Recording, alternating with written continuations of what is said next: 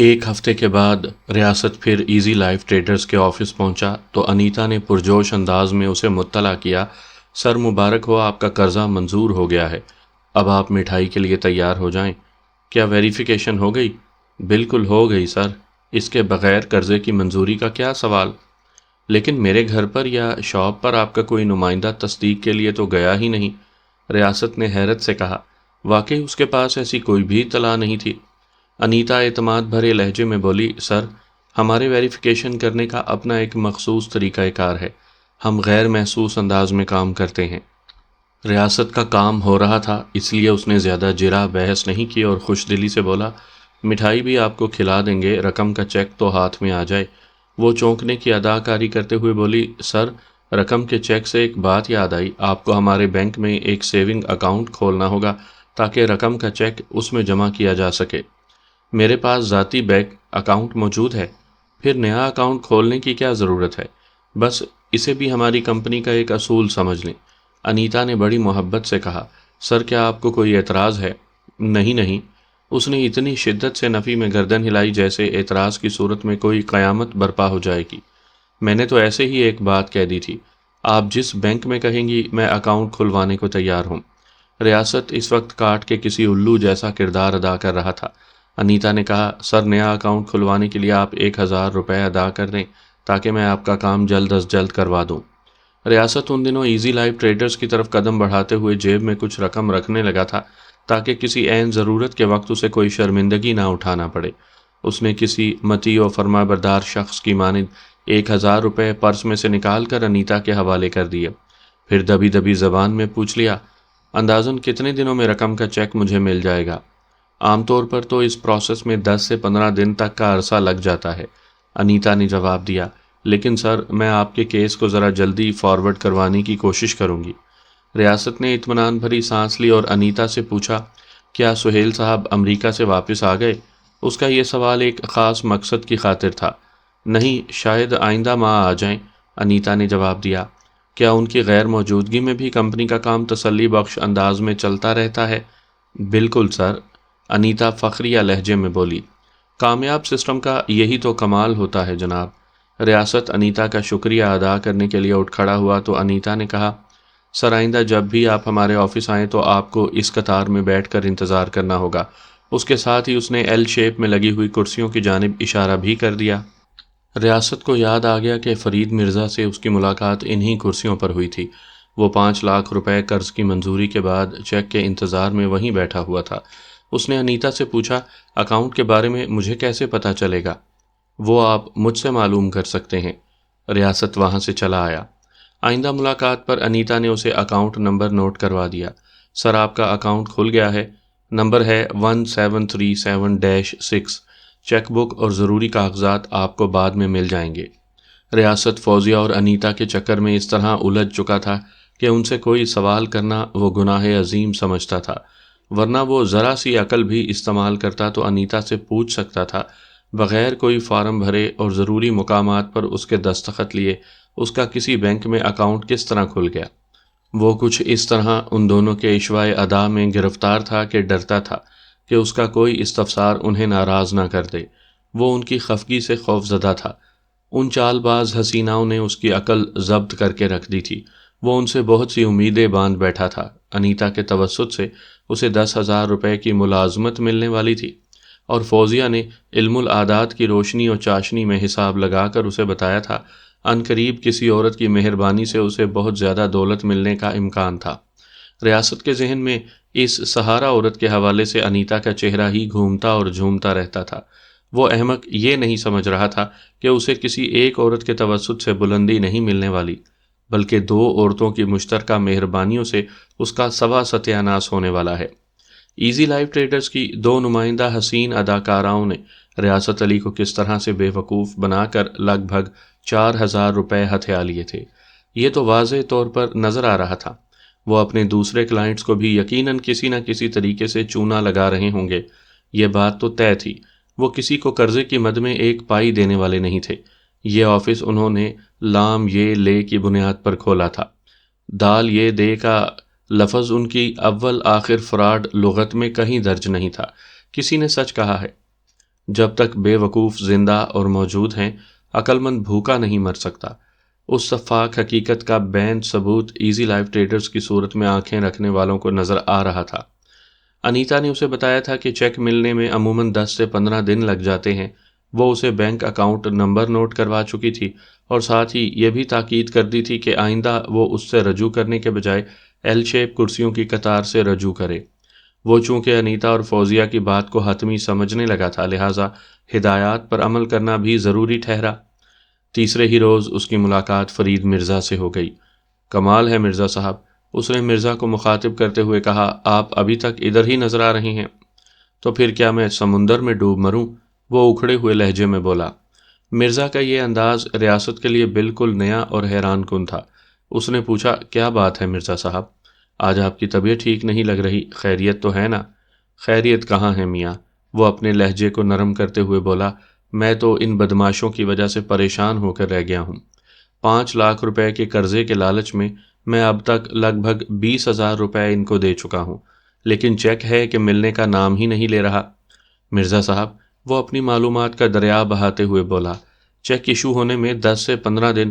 بس میاں، مجھے یہ کہانی مت سناؤ، وہ قطع کلامی کرتے ہوئے بولا، میں 1 ماہ سے ان کرسیوں پر بیٹھ کر چیک کا انتظار کر رہا ہوں۔ 1 ماہ پہلے تمام پروسیس مکمل ہو گیا تھا۔ اب یہ لوگ آئے روز مجھے ٹہلا رہے ہیں، کبھی کوئی بہانہ تو کبھی کوئی بہانہ۔ میں تو اس نتیجے پر پہنچا ہوں کہ یہ خوبصورت لڑکیوں کے ذریعے بڑا حسین فراڈ بزنس کر رہی ہیں۔ یہ تو ہرافائیں، اس نے فوزیہ اور انیتا کی جانب باقاعدہ انگلی سے اشارہ بھی کر دیا، لوگوں کو اپنے ناز نخروں سے پھانس کر رکھتی ہیں۔ میں نے تو صرف 20,000 گنوائے ہیں، پتہ نہیں کتنے لوگ لاکھوں کروڑوں روپے پھنسائے بیٹھے ہوں گے۔ ریاست کو مرزا کی باتیں اچھی نہیں لگیں۔ وہ ایزی لائف ٹریڈرز کو برا بھلا اور فراڈ کہہ رہا تھا، اور خاص طور پر جب اس نے انیتا اور فوزیہ کے لیے ہرافہ کا لفظ استعمال کیا تو اس کے شیشہ دل کو ٹھیس پہنچی۔ اس نے جی ہی جی میں مرزا کو 1 لاکھ سنائی اور رسماً پوچھ لیا، جیسے بن بلائے اور زبردستی مسلط مہمان کو جھوٹے منہ پوچھا جاتا ہے، آپ گرم لیں گے یا ٹھنڈا، یا پھر کھانے کا انتظام کیا جائے؟ مرزا صاحب، آپ کے بقول یہ لوگ مختلف ہیلوں بہانوں سے 1 ماہ سے آپ کو ٹہلا رہے ہیں۔ چیک نہ دینے کی کوئی وجہ بھی تو بتائی ہوگی انہوں نے۔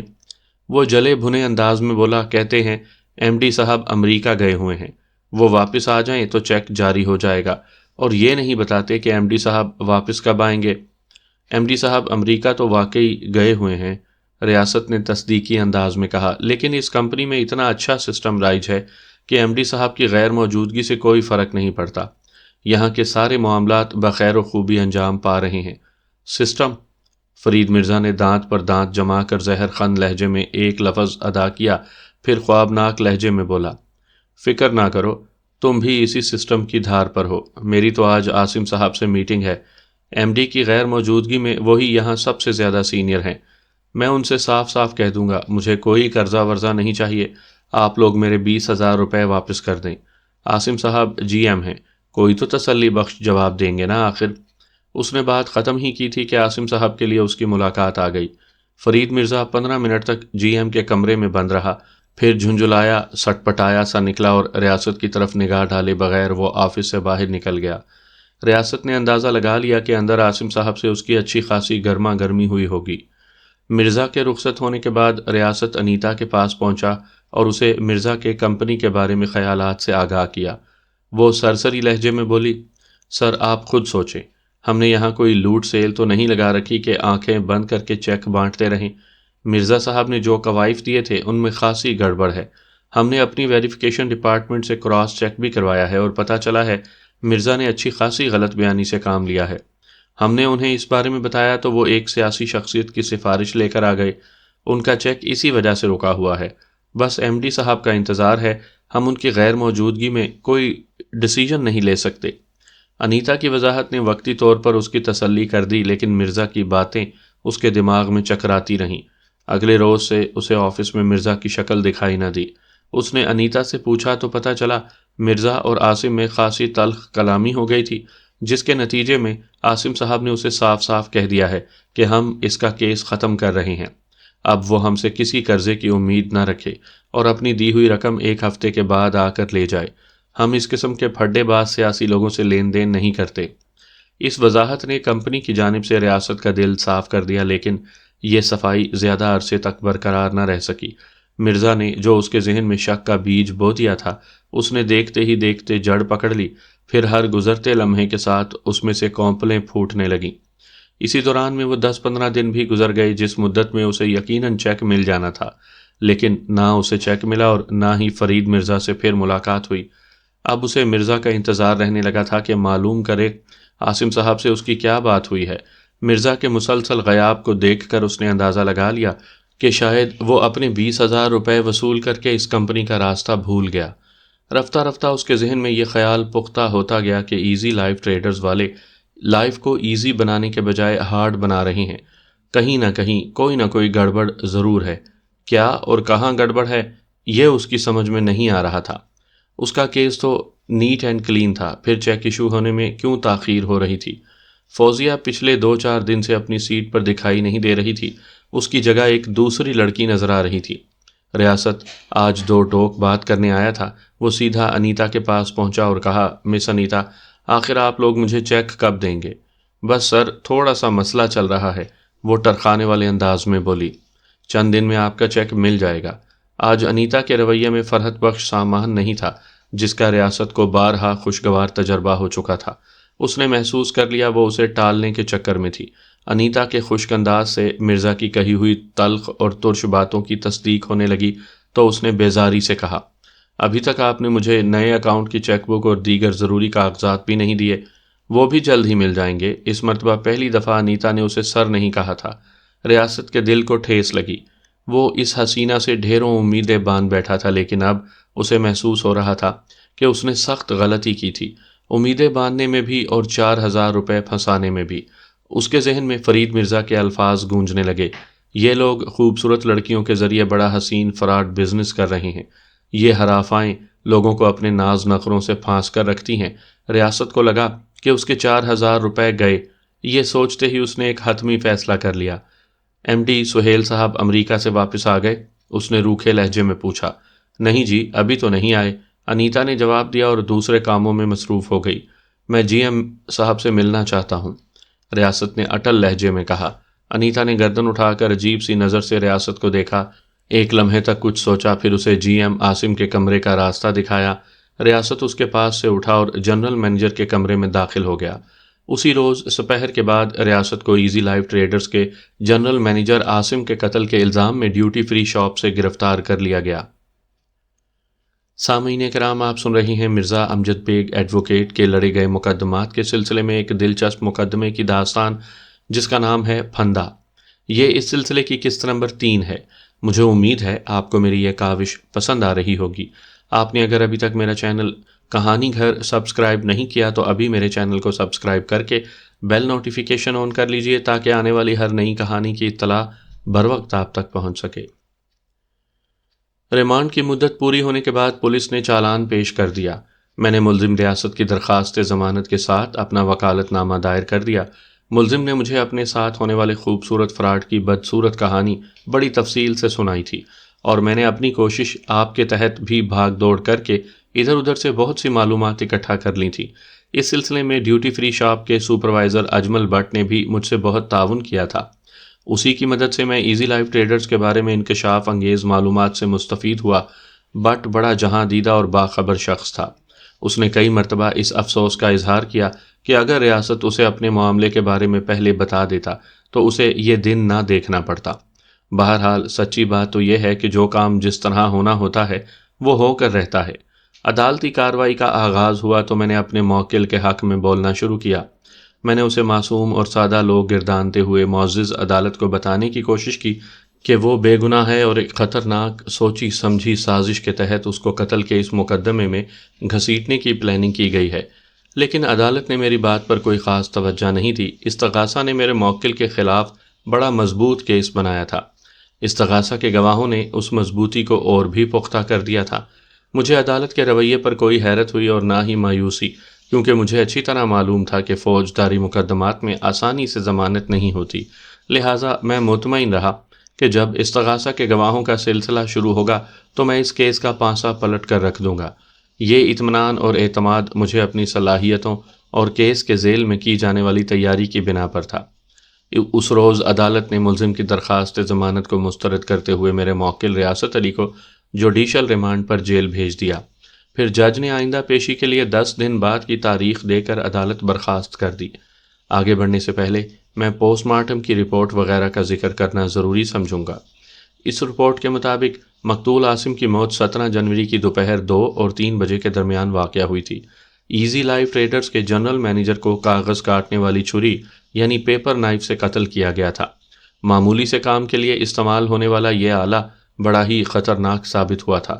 وقوع پر عاصم کی لاش کے ساتھ ہی آلہ قتل بھی پایا گیا تھا، یعنی یہ خطرناک پیپر نائف مقتول کے سینے میں عین دل کے مقام پر گھونپا گیا تھا۔ مقتول اپنے کمرے میں اپنی کرسی پر مردہ حالت میں پڑا ملا تھا۔ فنگر پرنٹس کی رپورٹ کو بھی میں نے بڑے غور سے دیکھا۔ مقتول کے کمرے کے دروازے پر اور کمرے کے اندر بھی 1-2 جگہ پر ملزم کی انگلیوں کے نشانات پائے گئے تھے، لیکن آلہ قتل پر ملزم کے فنگر پرنٹس نہیں مل سکے تھے۔ علاوہ ازیں کچھ اور بھی ضروری کاغذات ان رپورٹس کے ساتھ منسلک تھے۔ میں نے ان کا بھی مطالعہ کیا اور ان میں درج اہم نکات کو ذہن نشین کر لیا۔ پولیس چالان یعنی استغاثہ کے مطابق ملزم نے جن ٹرمز اینڈ کنڈیشنز کے تحت کمپنی سے قرضہ حاصل کرنے کی درخواست دی تھی وہ ان سے منحرف ہو گیا تھا۔ وہ کمپنی پر ناجائز دباؤ ڈالنے لگا کہ اسے مقررہ وقت سے پہلے قرضے کا چیک جاری کیا جائے، لیکن کمپنی فرد واحد کے لیے اپنے قوانین و قواعد کو بدل نہیں سکتی تھی۔ اس انکار پر ملزم نے کمپنی کے ملازمین سے بدتمیزی کی اور انہیں خطرناک نتائج کی دھمکیاں دینے لگا۔ اس بدمزگی اور امن و امان کی صورتحال کو دیکھتے ہوئے کمپنی کی ایک ذمہ دار ملازمہ مس انیتا نے اسے مشورہ دیا کہ وہ چیخنے چلانے کے بجائے جا کر ایم ڈی صاحب سے ملاقات کر لے، وہ اس کے غصے کو ٹھنڈا کر دیں گے۔ اس پر ملزم نے کھا جانے والی نظر سے مس انیتا کو دیکھا اور یہ کہتے ہوئے جنرل مینیجر کے کمرے کی طرف بڑھ گیا کہ وہ آج اس کمپنی کے ایک ایک فرد سے مل کر جائے گا۔ لگ بھگ 15 منٹ کے بعد وہ مقتول کے کمرے سے باہر نکلا اور کسی سے کوئی بات کیے بغیر کمپنی کے دفتر سے باہر چلا گیا۔ تھوڑی دیر بعد ایم ڈی سہیل صاحب کو اپنے جنرل مینیجر سے کوئی کام پڑا تو اس نے اپنی سیکرٹری شہناز سے کہا وہ عاصم کو اس کے پاس بھیج دے۔ سیکرٹری شہناز جب جنرل مینیجر کو بلانے اس کے کمرے میں پہنچی تو وہ اپنی سیٹ پر مردہ پڑا ہوا تھا۔ کمپنی کے دفتر میں ایک افراتفری مچ گئی۔ فوراً پولیس کو بلایا گیا۔ اس کے بعد موقع کی کارروائی ہوئی اور پولیس یہ جاننے میں کامیاب ہو گئی کہ سب سے آخر میں کون شخص مقتول کے کمرے میں داخل ہوا تھا۔ ریاست علی کا نام سامنے آتے ہی پولیس سرگرم ہو گئی۔ کمپنی کے پاس اس کے گھر اور ڈیوٹی فری شاپ کا ایڈریس موجود تھا، چنانچہ ٹھیک 5 بجے اسے ڈیوٹی فری شاپ سے گرفتار کر لیا گیا۔ استغاثہ کی رپورٹ میں بہت سی باتیں بے بنیاد اور جھوٹی تھیں اور مجھے دودھ کا دودھ پانی کا پانی کر کے اپنے موکل کو باعزت بری کروانا تھا۔ آئندہ پیشی سے پہلے میں نے اس کیس کا اچھی طرح مطالعہ کیا، اس کے ایک ایک پہلو پر غور کرنے کے علاوہ کچھ فیلڈ ورک بھی کیا۔ خاص طور پر ایزی لائف ٹریڈرز کے بارے میں نے اتنی محنت سے تحقیق کی جیسے اس کمپنی پر میرا پی ایچ ڈی کرنے کا ارادہ ہو۔ اس سلسلے میں اجمل بٹ نے قدم قدم پر میرا ساتھ دیا۔ ان تمام اہم باتوں کا ذکر عدالتی کارروائی کے دوران میں مناسب مواقع پر آتا رہے گا۔ آئندہ پیشی پر عدالت کی باقاعدہ کارروائی کا آغاز ہوا۔ جج نے فرد جرم پڑھ کر سنائی، لیکن ملزم نے صحت جرم سے انکار کر دیا۔ پولیس کے بہیمانہ تشدد سے بچنے کے لیے ریاست نے میری ہدایت کے مطابق ریمانڈ کی مدت کے دوران میں اقبال جرم کر لیا تھا، لیکن پولیس کسٹڈی میں دیے گئے ملزم کے بیان کو عدالت کوئی اہمیت نہیں دیتی۔ دونوں جانب کے وکلاء اور گواہوں کو ناپنے تولنے کے بعد ہی عدالت فیصلہ سناتی ہے۔ اگر عدالت کے فیصلے پولیس چالان پر ہونے لگیں تو پھر عدالت کی ضرورت اور جواز ختم ہو کر رہ جاتا ہے۔ جج کی اجازت سے عدالتی کارروائی آگے بڑھی اور استغاثہ کی طرف سے گواہیوں کا سلسلے کا آغاز ہوا۔ سب سے پہلے ایزی لائف ٹریڈرز کا ملازم خلیل گواہوں والے کٹہرے میں آیا۔ اس نے سچ بولنے کا حلف اٹھایا اور اپنا بیان ریکارڈ کروا دیا۔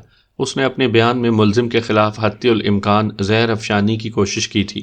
اس کا بیان مکمل ہو چکا تو وکیل استغاثہ جرح کے لیے آگے بڑھا۔ میں نے اپنی جرح کا آغاز کرتے ہوئے گواہ سے پوچھا، مسٹر خلیل، آپ ملزم کو کس حد تک جانتے ہیں؟ گواہ نے ناپسندیدہ نظر سے ملزم کی طرف دیکھا اور بولا، جناب، میری اس سے کوئی پرانی شناسائی تو نہیں، بس کمپنی کے حوالے سے 1-2 ملاقاتیں ہی ہیں۔ آپ نے ان ملاقاتوں میں ملزم کو کیسا پایا؟ وکیل استغاثہ نے سوال کیا۔ وہ جلدی سے بولا، انتہائی بدتمیز اور غصہ ور۔ وقوع کے روز آپ دفتر میں موجود تھے؟ جی ہاں، میں شاذ و نادر ہی چھٹی کرتا ہوں۔ اس روز ملزم آپ کے دفتر میں آیا تھا؟ وکیل استغاثہ نے جرح کے سلسلے کو آگے بڑھاتے ہوئے کہا، کیا آپ نے اس کے رویے میں کوئی خاص بات نوٹ کی تھی؟ جناب، اس شخص کے رویے کی سب سے خاص اور بری بات تو یہ ہے کہ یہ بڑا بد مزاج اور چڑچڑا ہے۔ استغاثہ کے گواہ خلیل نے ایک مرتبہ پھر ناپسندیدہ نظر سے ملزم کو دیکھا۔ وقوعہ کے روز ملزم نے کوئی خاص قسم کی بدتمیزی کی تھی؟ یہ پہلے سیدھا میرے پاس ہی آیا تھا، گواہ نے بتایا۔ کافی دیر تک میرا بھیجا کھاتا رہا۔ میں نے ضد ہو کر اسے مس انیتا کے پاس بھیج دیا۔ وہ ایک لمحے کو رکا، پھر خود کلامی کے انداز میں بڑبڑایا، اور اسی روز میں نے فیصلہ کر لیا تھا کبھی کسی کو کوئی خاص فیور نہیں دوں گا۔ وکیل استغاثہ نے جیسے اس کے آخری جملے سنے ہی نہیں۔ اس نے اگلا سوال کیا، خلیل صاحب، واقعات سے پتہ چلتا ہے کہ ملزم نے وقوعہ کے روز مس انیتا سے بھی اچھی خاصی بدتمیزی کی تھی۔ مس انیتا نے اسے کمپنی کے مینیجنگ ڈائریکٹر سے ملنے کا مشورہ دیا، اور یہ اندھے بیل کی مانند اٹھ کر جنرل مینیجر کے کمرے آئی آبجیکٹ یور آنر، میں نے تیز آواز میں کہا۔ وکیل سرکار میرے موکل کے لیے اخلاق سے گرے ہوئے نازیبا الفاظ کا استعمال کر رہے ہیں، انہیں اس بات سے روکا جائے۔ جج نے میرے اعتراض کو درست تسلیم کیا اور وکیل استغاثہ کو تاکید کی کہ وہ اپنے سوال میں سے اندھے بیل کے الفاظ کو خارج کر دے۔ وکیل استغاثہ نے معاندانہ نظر سے مجھے دیکھا، پھر اس بات میں سر ہلاتے ہوئے گواہ کی جانب متوجہ ہو گیا۔ ہاں تو خلیل صاحب، وقوعہ کے روز ملزم ایم ڈی سے ملنے کے بجائے جی ایم کے کمرے میں گھس گیا تھا۔ آپ کے اندازے کے مطابق ملزم نے اس کمرے میں کتنا وقت گزارا ہوگا؟ کم از کم 15 منٹ بعد وہ باہر نکلا تھا، گواہ نے جواب دیا۔ باہر نکل کر اس نے کیا کیا؟ وکیل استغاثہ نے پوچھا۔ وہ جتنا کچھ اندر کر آیا تھا، اس کے بعد باہر کرنے کی گنجائش کہاں تھی؟ میرا مطلب ہے اس نے مقتول کے کمرے سے نکل کر کسی کو کوئی دھمکی وغیرہ تو نہیں دی تھی؟ وکیل استغاثہ نے وضاحت کرتے ہوئے کہا، کیونکہ جی ایم کے کمرے میں داخل ہونے سے پہلے اس نے مس انیتا سے بڑے ڈرامائی انداز میں کہا تھا، آج وہ اس کمپنی کے ایک ایک فرد سے مل کر جائے گا۔ گواہ نے نفی میں سر ہلایا اور کہا، نہیں جناب، ملزم نے مقتول کے کمرے سے باہر آنے کے بعد کمپنی کے ملازم سے کسی ملازم سے بھی کوئی بات نہیں کی، اور تیز قدموں سے چلتے ہوئے وہ دفتر سے نکل گیا۔ کیا اس کے رخصت ہونے کا انداز کسی خاص جانب اشارہ کرتا تھا؟ یہی محسوس ہوتا تھا کہ وہ کوئی سنگین واردات کر کے موقع سے فرار ہو رہا ہے۔ وکیل استغاثہ نے 2-4 مزید سوالات پوچھنے کے بعد جرح موقوف کر دی تو جج کی اجازت حاصل کرنے کے بعد میں وٹنس باکس یعنی گواہوں والے کٹہرے کے نزدیک آ گیا۔ میں نے چند لمحات تک گہری نظر سے استغاثہ کے گواہ خلیل کے چہرے کا بغور جائزہ لیا، پھر کھنکار کر گلا صاف کرتے ہوئے اس سے پوچھا، مسٹر خلیل، ملزم سے آپ کو کوئی خاص دشمنی ہے؟ وہ میرے اس چبھتے ہوئے سوال سے گڑبڑا گیا، جلدی سے بولا، نہیں، ایسی تو کوئی بات نہیں۔ پھر آپ اس کے خلاف اتنا زیادہ زہر کیوں اگل رہے ہیں؟ اس نے جواب دیا، میں نے ملزم کے بارے میں اپنے جن خیالات کا اظہار کیا ہے اس میں کوئی مبالغہ نہیں ہے۔ یہ شخص واقعی بدتمیز، غصہ ور اور انتہائی چڑچڑا ہے۔ اس کے رویے سے ظاہر ہوتا ہے کہ جیسے یہ ہم سے قرض لینے نہ آیا ہو بلکہ ہم اس کے قرض کے نیچے دبے ہوئے ہوں۔ ایسے تو کوئی اپنے ذاتی ملازموں سے بھی ٹریٹ نہیں کرتا جیسا سلوک اس نے ہمارے ساتھ اپنا رکھا تھا۔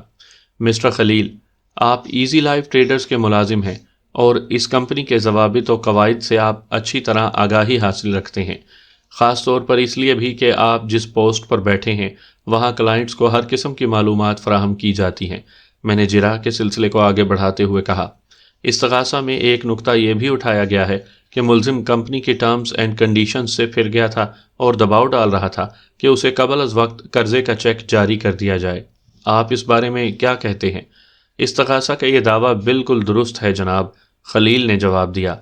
ہم قرضے کے خواہش مند سے ایک فارم پر کرواتے ہیں جس میں اس کے تمام تر قوائف کے علاوہ قرضے کی رقم، ادائیگی کا طریقہ کار اور دیگر اہم امور شامل ہوتے ہیں۔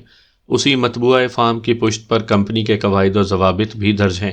چیک کے اجراء کے سلسلے میں بھی بڑے واضح الفاظ درج ہیں کہ درخواست کی منظوری کے 90 دن بعد چیک ایشو کر دیا جائے گا، لیکن ملزم 10-12 دن کے بعد ہی ہم پر اکڑنے لگا کہ فوراً سے پیشتر چیک اس کے ہاتھ میں تھما دیا جائے۔ اس رویے سے آپ ملزم کے مزاج اور ذہنیت کا اندازہ لگا سکتے ہیں۔ میں نے اپنی کوشش سے ایزی لائف ٹریڈرز کا مذکورہ فارم حاصل کر کے اچھی طرح اس کا مطالعہ کر لیا تھا۔ خلیل جو کچھ کہہ رہا تھا وہ بھی غلط نہیں تھا، لیکن فارم کی پشت کی چھپائی اتنے چھوٹے پوائنٹ میں کی گئی تھی کہ بالکل درست نگاہ رکھنے والا بھی محدب عدسے کے بغیر ان شکوں کو نہیں پڑھ سکتا تھا۔ سمجھنا تو بہت آگے کی بات ہے۔ ایزی لائف ٹریڈرز جیسی بوگس اور فراڈ کمپنیاں اپنے بروشرز اور فارمز میں اسی انداز سے قواعد و ضوابط کا اندراج کرتی ہیں۔ اس طریقۂ واردات سے انہیں اپنے کلائنٹ کو ڈیفالٹر کرنے میں بڑی آسانی رہتی ہے، جیسا کہ ریاست علی کے کیس میں ہو رہا تھا۔ میں نے استغاثہ کے گواہ خلیل کی آنکھوں میں دیکھتے ہوئے کہا، اتفاق سے میں آپ کی کمپنی کا درخواست فارم دیکھ چکا ہوں۔ آپ نے اس کی پشت پر درج جن قواعد و ضوابط کا ذکر کیا ہے وہ بھی اپنی جگہ درست ہیں، لیکن اصل مسئلہ یہ ہے کہ فارم پر ہونے کے بعد آپ لوگوں کے پاس ہی رہتا ہے، کلائنٹ کو اس کے تفصیلی مطالعے کا تو موقع نہیں ملتا۔ اس میں ہمارا کیا قصور ہے؟ وہ قطع کلامی کرتے ہوئے بولا، یہ تو کلائنٹ کی۔ میں نے بھی جواباً اس کی بات کاٹ دی اور اپنی ادھوری بات کو مکمل کرتے ہوئے کہا، اور کلائنٹ آپ لوگوں کے زبانی وعدوں پر بہلتا رہتا ہے۔ اسے کمپنی سے ایک بڑی رقم ملنے کی امید ہوتی ہے، اس لیے وہ آنکھیں بند کر کے یقین کر لیتا ہے کہ 10-15 دن کے بعد چیک اس کی جیب میں آ جائے گا۔ یہ ایک طرح کی دھوکے بازی ہی کہلائے گی نا۔ اس نے بڑے تحمل سے میری بات سنی اور طنزیہ لہجے میں بولا، ہم کسی کلائنٹ سے کوئی فراڈ وغیرہ نہیں کرتے، یہ تو کلائنٹ کی ذمہ داری ہے کہ وہ فارم سائن کرنے سے پہلے اس کے مدرجات کا اچھی طرح مطالعہ کر لے۔ اگر وہ نوٹوں کے تصور میں آنکھیں بند کیے رہتا ہے تو اس میں ہمارا کیا قصور؟ وہ لمحہ بھر کو متوقف ہوا، پھر اضافہ کرتے ہوئے کہنے لگا، یہ بات بھی بالکل غلط ہے کہ ہم نے ملزم سے 10-15 دن بعد چیک دینے کا وعدہ کر رکھا ہے۔ ہم اس کی خاطر کمپنی کے اصولوں کو تو نہیں توڑ سکتے۔ میں نے بھی اور مس انیتا نے بھی بڑے واضح الفاظ میں اسے بتا دیا تھا کہ قرضے کی منظوری کے 90 دن یعنی 3 ماہ کے بعد اسے چیک جاری کیا جائے گا۔ ہم اپنے وعدے سے منحرف نہیں ہوئے اور نہ ہی ہوتے ہیں۔ آپ ہمیں کس طرح قصوروار ٹھہرا سکتے ہیں؟ ایٹ لیسٹ آپ لوگ اتنا تو کر سکتے ہیں کہ درخواست فارم کی پشت پر درج قواعد و ضوابط ہی کو تھوڑا جلی کروا دیں۔ میں نے طنزیہ لہجے میں کہا، یہ تجویز آپ کمپنی کے ایم ڈی کو دیں تو زیادہ مناسب ہوگا۔ وہ رکھائی سے بولا۔ میں نے ایک ایک لفظ پر دباؤ ڈالتے ہوئے کہا، ایم ڈی صاحب امریکہ سے واپس آ جائیں تو ان سے بھی ڈھیروں باتیں ہوں گی۔ ایم ڈی اور امریکہ والی بات میں نے ایک خاص مقصد کے تحت کہی تھی، اور فوراً ہی مجھے خلیل کے چہرے سے اس کا جواب بھی مل گیا۔ وہ جلدی سے بولا، ایم ڈی صاحب تو آج کل پاکستان ہی میں ہیں۔ اچھا، میں نے کافی کھینچ کر کہا، میں نے تو سنا تھا کہ وہ کافی عرصے سے وہاں گئے ہوئے ہیں اور واپس آنے کا نام ہی نہیں لے رہے، حالانکہ یہاں ایزی لائف ٹریڈرز کے کلائنٹس کی لائف خاصی ہارڈ ہو چکی تھی۔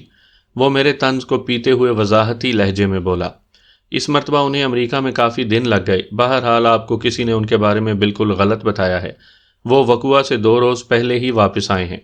وہ دوسرا جھوٹ بول رہا تھا۔ میں نے اپنی تحقیق سے معلوم کر لیا تھا، ایم ڈی سہیل امریکہ گیا ہی نہیں تھا، بلکہ یہ کہانی کلائنٹس کو دھوکہ دینے کے لیے گھڑی گئی تھی۔ وہ اکثر و بیشتر اپنے کمرے میں موجود ہوتا اور چیک ملنے کے منتظر افراد کو مختلف ہیلوں اور بہانوں سے وعدہ افراد پر ٹرخا دیا جاتا، اور ان بہانوں میں ایک یہ بھی تھا کہ ایم ڈی صاحب امریکہ گئے ہوئے ہیں۔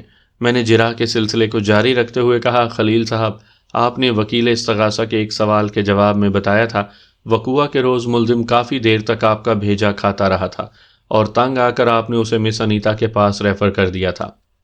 اس کے ساتھ ہی آپ نے خود کلامی کے انداز میں یہ جملہ بڑبڑایا تھا، میں نے فیصلہ کر لیا ہے، کبھی کسی کو کوئی خاص فیور نہیں دوں گا۔ وکیل استغاثہ نے شاید آپ کا یہ جملہ نہیں سنا، یا اگر سنا تو کوئی توجہ نہیں دی، لیکن میں آپ کی بات کو خاص اہمیت دینا چاہتا ہوں۔ یہ بتائیں، کسی کو کوئی خاص فیور دینے یا نہ دینے سے آپ کی کیا مراد تھی؟ وہ چند لمحے میری طرف دیکھتا رہا، پھر گویا ہوا، میں دراصل ملزم ہی کی بات کر رہا تھا۔ جس دن یہ پہلی مرتبہ ہمارے آفس میں آیا تو اس کا ٹوکن نمبر بہت بات کا تھا، لیکن پتہ نہیں اس نے ٹوکن دینے والی لڑکی سے کیا خسر پھسر کی کہ اس نے ملزم کی سفارش کر دی۔ ملزم کے آگے مجھ سے ملنے کے لیے کئی افراد بیٹھے تھے، لیکن میں نے کوئی چکر چلا کر اسے پہلے بلا لیا، بس اتنی سی بات ہے۔ وہ لمحے بھر کو متوقف ہوا، پھر سلسلہ کلام کو جاری رکھتے ہوئے بولا، بعد میں اس کمبخت نے میرے ساتھ جس رویے کا مظاہرہ کیا اس کو دیکھتے ہوئے میں نے جھنجھلا کر کہا تھا کہ میں آئندہ کسی کو کوئی خاص فیور نہیں دوں گا۔ میں نے ٹھہرے ہوئے لہجے میں کہا، خلیل صاحب، آپ کی وضاحت سے 3 باتیں تو واضح ہو گئیں۔ میں ڈرامائی انداز میں رکا تو وہ الجھن زدہ نظر سے مجھے دیکھنے لگا۔ میں نے اس کی آنکھوں میں دیکھتے ہوئے کہا، نمبر 1، آپ کے ہاں سفارش بھی چلتی ہے۔ جہاں سفارش چلتی ہو وہاں بے ایمانی اور فراڈ کے قوی امکانات ہوتے ہیں۔ نمبر 2، آپ نے بتایا ہے کہ ملزم نے ٹوکن دینے والی لڑکی سے کچھ خسر پسر بھی کی تھی، جس کے نتیجے میں مذکورہ لڑکی نے آپ سے ملزم کی سفارش کر دی۔ اس سے ظاہر ہوتا ہے کہ آپ کی کمپنی کی حسین و جمیل لڑکیاں وہاں آنے والے افراد سے خسر پسر کر کے آؤٹ آف دی وے کام بھی کرتی ہیں۔ اور نمبر 3، ملزم سے آگے کئی افراد آپ سے ملاقات کے لیے اپنی باری کے منتظر تھے، لیکن آپ نے ٹوکن والی لڑکی کی بات کو اہمیت دی اور ان سب کا استحصال کرتے ہوئے ملزم کو پہلے اٹینڈ کر لیا۔ یہ بھی کرپشن کا ایک اعلیٰ نمونہ ہے خلیل صاحب۔